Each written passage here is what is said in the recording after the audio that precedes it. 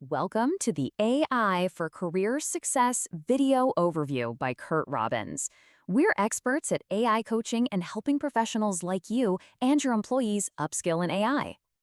Today, we're going to be analyzing a really significant leadership transition at one of the world's most influential companies. This is a shift that signals a brand new chapter for Apple. So, where are we getting this information? Our analysis is based on a speculative article from TechCrunch, which was published on April 20th, 2026. The piece is titled, "Who is John Ternus, the incoming Apple CEO?" and it's by author Amanda Silberling. In it, she reports that after a 15-year tenure, Tim Cook will be succeeded by John Ternus. To really understand the weight of this appointment, we first need to put this leadership change into the proper context. As you can see from this timeline, Apple clearly values leadership continuity.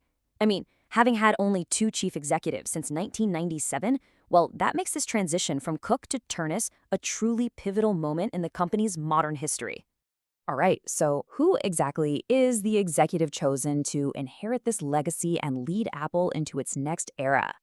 Well, John Ternus is no outsider. He's a company veteran. At 51, he has dedicated a remarkable 25 years. That's nearly half his life, working right inside Apple, deeply embedded in its culture of product design and engineering. He's a true long-term insider, one who has methodically risen through the company's very demanding hardware engineering division. He joined way back in 2001, became a vice president in 2013, and then was promoted to senior vice president in 2021, which put him in charge of the technical development for Apple's entire product line. Okay, so that's his resume, but let's move beyond that for a moment because the source article provides some really critical insight into his leadership philosophy and his character. Take this, from a commencement speech he gave back in 2024. Ternus explained his belief in a mindset where confidence is balanced with a profound intellectual humility. This is what drives that need to constantly question things and to learn from others. And this isn't just an abstract philosophy, it's something he puts into practice. There's a great anecdote from his very first year at Apple that really highlights his obsession with detail. He apparently got into an intense, late-night argument with a supplier over the precise number of grooves on a single internal screw. This really shows how he carries forward a foundational Apple value, a lesson learned directly from Steve Jobs. The principle is that true craftsmanship has to extend to every single component, even the parts that the end user will never, ever see. So, as you might imagine, this philosophy has translated directly into the development of some of Apple's most iconic and technically complex products.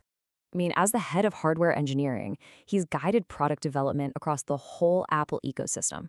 We're talking everything from miniaturized wearables like AirPods and the Apple Watch, all the way to that monumental internal shift from Intel processors to Apple's own proprietary silicon.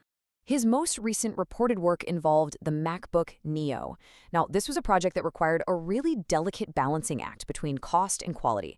The whole idea was to leverage an iPhone chip to create an affordable laptop, but without compromising that core Apple experience. So as the incoming CEO, Ternus is set to inherit this truly formidable hardware legacy. However, he's also going to face some pretty significant strategic challenges that lie far outside his traditional domain.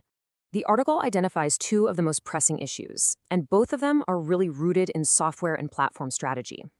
First, he's got to navigate Apple's position in the highly competitive artificial intelligence race, an arena that's currently dominated by software and data-centric companies. And second, he has to define the long-term market and ecosystem strategy for the Vision Pro and its underlying spatial computing technology. And this, right here, presents the central tension of his leadership. His entire career has been forged in the world of physical products and meticulous engineering. So the critical question now is, can that same leader pivot the company to win a race that's increasingly defined by software, by algorithms, and by artificial intelligence? You have to wonder, will his philosophy of intellectual humility be the key to mastering a field so far beyond his core expertise? Thank you for watching.